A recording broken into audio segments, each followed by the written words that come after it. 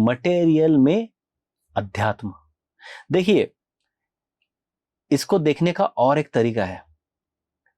ये जो कुछ विश्व जो बना है ना, ये जो पृथ्वी है, पृथ्वी के ऊपर जो कुछ चल रहा है, ये पूरा विश्व जो ब्रह्मांड है, वो बना है एक स्पिरिचुअल एनर्जी से, आध्यात्मिक ऊर्जा से बना है।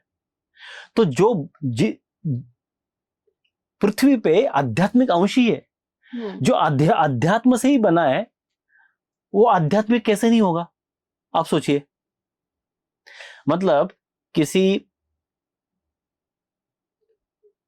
किसी औरत को कोई बच्चा हुआ, तो बच्चे में उसके जीन्स रहेंगे ना।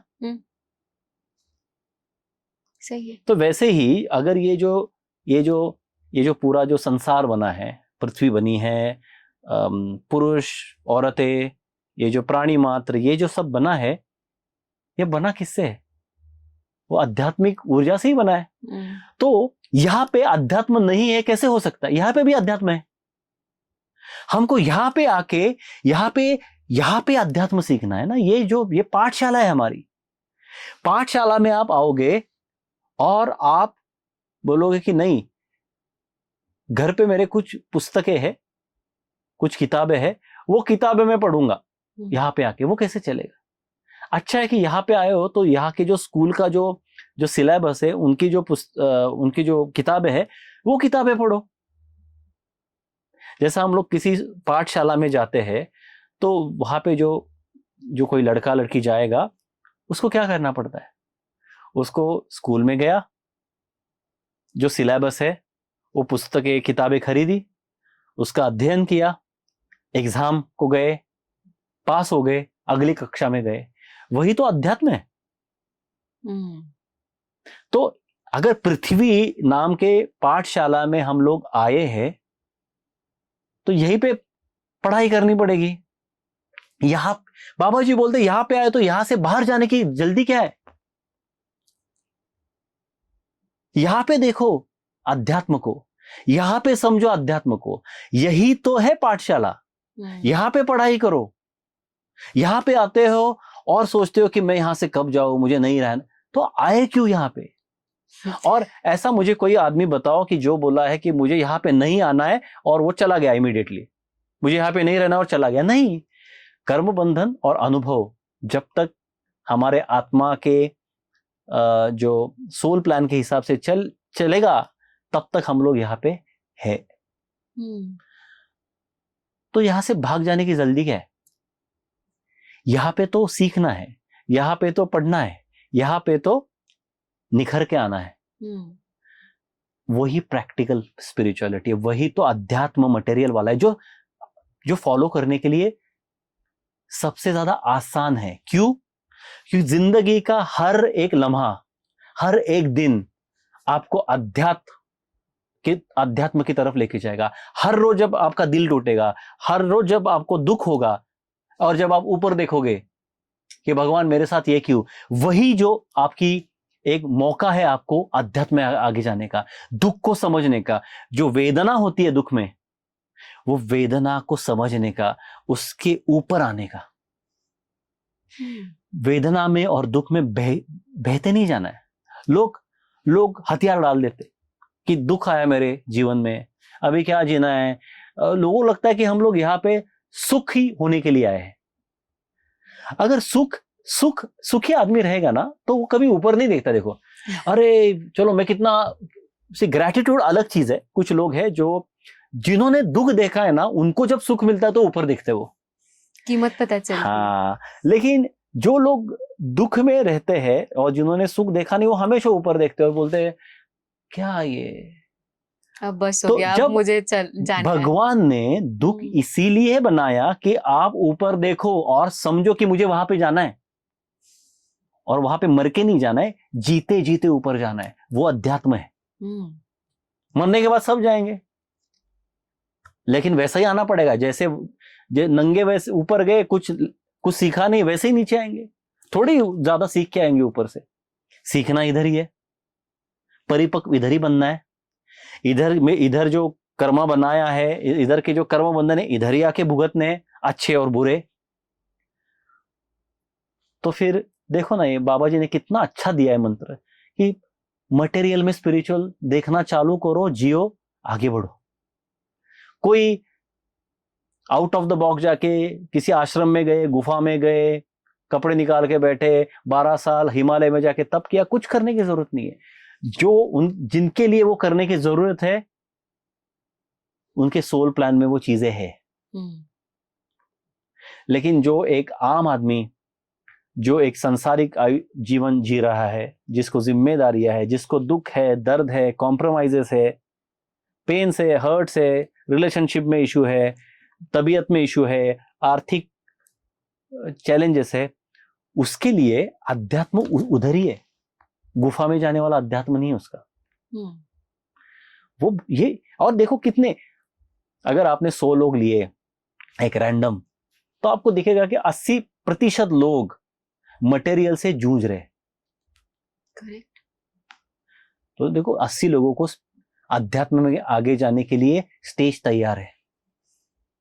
इसीलिए बाबा जी बोलते हैं कि ज्यादा से ज्यादा अगर लोग ये पृथ्वी पे, अगर उनको आगे बढ़ना है, जो जरूरत है, स्पिरिचुअल इमरजेंसी का दौर चल रहा है, तो उनको जो रोजमर्रा जिंदगी है उसमें अध्यात्म देखना पड़ेगा। वो अध्यात्म समझना पड़ेगा, वो अध्यात्म मास्टर करना पड़ेगा। वही प्रैक्टिकल स्पिरिचुअलिटी है। साधना क्या करेगी? साधना वो जो सीखना है, दुख से जो सीखना है, दुख में जो एक मन का जो एक ठहराव चाहिए, मन बहना नहीं चाहिए, मन जहां पे रहना चाहिए, मन ने और बुद्धि ने ये अनुभव कैसे मास्टर करना है, वो साधना वो प्लेटफॉर्म देगी आपके मन को और बुद्धि को और आपकी चेतना को। तो साधना एक अलग टॉपिक है, साधना और स्पिरिचुअलिटी क्या है। लेकिन एक माइंडसेट में बता रहा हूं, बाबा जी बोलते कि ये लोगों तक, ज्यादा से ज्यादा लोगों तक जाना चाहिए, क्योंकि ज्यादा से ज्यादा लोग प्रैक्टिकल स्पिरिचुअलिटी के लिए ही बने हैं।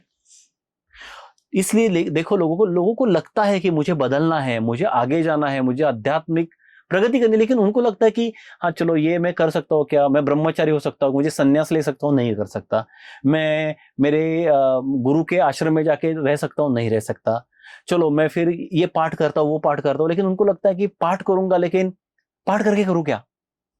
चलो ठीक है, मैंने कुछ अच्छे पाठ किए, फॉर एग्जाम्पल मैंने दत्त गुरु के कुछ पाठ किए, मैंने नवनाथ जय उनके कुछ पाठ किए, अच्छी बात है, उसमें कुछ बुरा नहीं, वो आध्यात्मिक है। लेकिन चलो मैंने किया, हर रोज की जिंदगी में क्या करूं?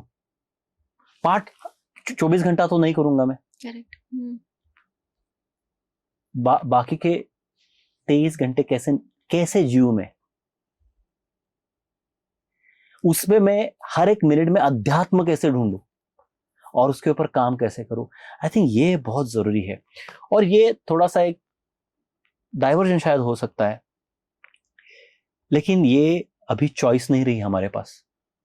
आध्यात्मिक प्रगति, आध्यात्मिक उत्थान, ये हमारी निजी मामला नहीं रहा अभी।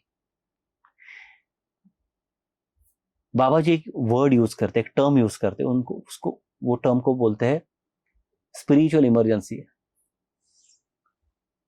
आध्यात्मिक इमरजेंसी। अभी इमरजेंसी जो है उसको मराठी में आणीबाणी बोलते हैं, हिंदी में आई डोंट रिमेम्बर, आपातकालीन स्थिति। यस, आई थिंक आपातकालीन स्थिति। ये बहुत अच्छी बात बताई आपने, thank you for this word. तो ये पूरा जो विश्व है, अभी जो पृथ्वी का बात करते हैं हम लोग अध्यात्म के लेंस से, वो दृष्टि से आपातकालीन स्थिति में। देखिए ये क्या है, ये थोड़ा समझना पड़ेगा। ये जब थोड़ा सा मैं बताऊंगा, तब आपके बहुत सारे प्रेक्षकों को कुछ चीजें कनेक्ट होगी। अच्छा। देखिए पिछले 10-12 साल से, तकरीबन 2010 साल के बाद, 12 साल के बाद, आपको एक चीज आपने देखी रहेगी, बहुत सारे आध्यात्मिक संगठन उभर के आए, हाँ। बहुत गुरु यहाँ पे गुरु तत्व आए, बहुत सारे साधक तैयार हो गए। अभी देखो 2000 साल, जब आप कभी कॉलेज में थी, मैं जब कभी कॉलेज में सीख रहा था, तो अध्यात्म ऐसा था कि कोई एक चलो रिटायर हो गए, उनके लिए कुछ पूजा पाठ, वो अध्यात्म था। हाँ, एक ऐसा नहीं, मैं एक लार्ज बता रहा हूँ, मैं सबके अगेन देखिए, मैं जो बात कर रहा हूँ वो लार्जर पॉपुलेशन की बात कर रहा हूँ। वो भजन किया, भक्ति किया कुछ और पूजा पाठ किया, वो स्पिरिचुअलिटी था लोगों के लिए। Correct. लेकिन 2012 के साल के बाद जब आप देखोगे तो अध्यात्म जिस तरीके से लोग देख रहे हैं उसमें परिपक्वता आई है। लोग सेल्फ इंक्वायरी कर रहे हैं। Correct. लोग खुद के जीवन के बारे में ढूंढ रहे हैं। उनके जिंदगी में एक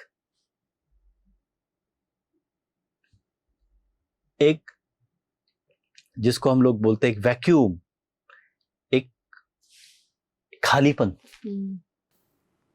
तो वो जो खालीपन जो बढ़ रहा है वो बाय डिजाइन है, वो प्लानिंग है।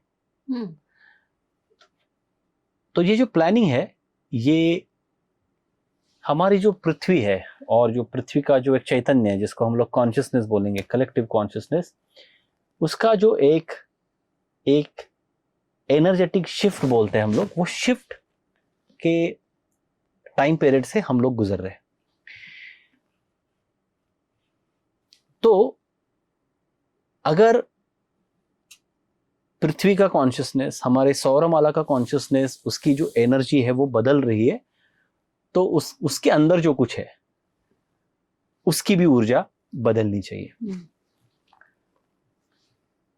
और वो जो बदलाव है, वो बदलाव का जो टाइम पीरियड है वो है 2012 से लेके 2012 से लेके 2078 2078। ये जो टाइम विंडो है, जहां ये हमारे पृथ्वी के लिए एक क्रिटिकल दौर है। और हमारा भाग्य इतना अच्छा है कि हम लोग ऐसे पीरियड में ये प्लैनेट पे है, ये पृथ्वी पे है। अभी क्या हो रहा है कि पृथ्वी और जो हमारी सौरमाला है, जो एक हमारे सेंट्रल ऑफ गैलेक्सी का जो एक सेंट्रल सन है, उसके बाजू में जो घूम रही है और जो ऊर्जा में प्रवेश कर रही है, द्वापर युग में हम लोग है अभी, उसमें जो द्वापर युग की जो ऊर्जा में हम लोग जा रहे हैं आगे, तो उसमें बहुत सारा तमोगुण रजोगुण में परिवर्तित होने वाला है, और उससे फिर आगे जाके हम लोग त्रेता युग, सतयुग, ऐसा करके जाएंगे आगे। तो ये जो हमारा जो ट्रांजिशन चल रहा है हमारे पृथ्वी का, वो इसी दौर में है। और इसको बाबा जी बोलते हैं स्पिरिचुअल इमरजेंसी। स्पिरिचुअल इमरजेंसी मतलब आध्यात्मिक आपातकाल, मतलब पृथ्वी पे जो कुछ आत्माएं हैं उनको ऐसी सिचुएशंस में से गुजरना होगा जिसमें उनको हमेशा एक लक्ष्य की तरफ वो खींचे जाएंगे, वो है आध्यात्मिक उत्थान।